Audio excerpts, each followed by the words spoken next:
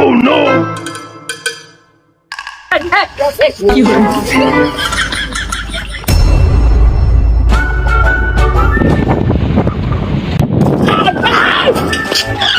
और अभी तो रुको। তুই মশার মিস্ত্রির পথ অতিক্রমে বাধা সৃষ্টি করিস, তোর এত বড় হিম্মত? চাচা কিরে, তুই তো বড্ড জ্বালাচ্ছিস, তোর কিন্তু আমি বাটক ফাটিয়ে ফেলে দেবো। জি চাচা, আমি তোমার ভাইস্তে না, এ কাজ কেউ করে को सिर्फ फांसी का सजा चाहिए। দেখো দিনি এ জান জ্বালানো কথা না। চাচা আমি রাজমিস্ত্রি কাজ করতে চাই, কবে যাবো তাই কও। ভাইস্তে, তোর যে চেসিস সিমেন্টের উচ্চতা তোর উচ্চতা তো খুব ডিফারেন্স। আমি তোর কাজে নিয়ে যাবো, আমি কোন অ্যাঙ্গেলে ক? আমি সিমেন্ট টানবো নাকি, আমি ইট টানবো। আমি হয়তো দুদিন পরে মরবো, আগে মরলে কি ক্ষতি? চলো দিন, চলো চলো, আমি কাজে আবার কোনো ফাঁকি দিই না, কোনো ঢিল দিই না, চালাও।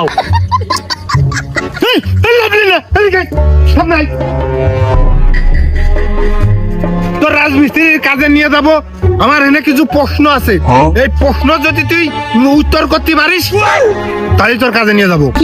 আমি রাজমিস্ত্রি কাজ করার জন্য পারদর্শী। আচ্ছা। তুমি দুই একটা আমার ভাইবা নাও, প্রশ্ন করো দিনই করো। তালিব স্ত্রীর মানে কি? रुको जरा सबर करो। বালি টানা, সিমেন্ট টানা, ইট টানা, তাই নিয়ে একটা গোল করে ঘর বানানো, বানাইয়ে পানি দিয়ে কুদাল দিয়ে এরম এরম করে টানা।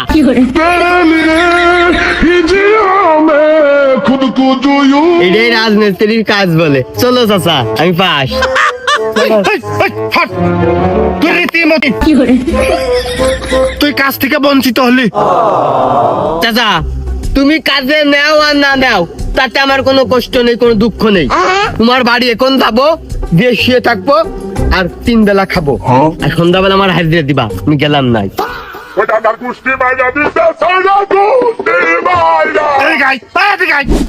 তাহলে নিবা কাজে উঠলাম। আজকে না, কালকে। তাহলে ই করবানে, আচ্ছা। আমি বাড়িতে ভাত নিয়ে এসে তোমার বাড়ির সামনে দাঁড়িয়ে থাকবানে। তুমি যখনই কাজে যাবা তোমার সাইকেলের পিছনে আমি লাফ উঠে পড়বানে, একসাথে চলে যাবানে। তোর বাটক ফাটিয়ে দেওয়ার দরকার বাইন। বসবি তাও চালাবি না, ওই আমার দিয়ে খাটাই ছাড়বি তোরা। কালকে শব্দলি খাতে যোগাযোগ করে যাইস।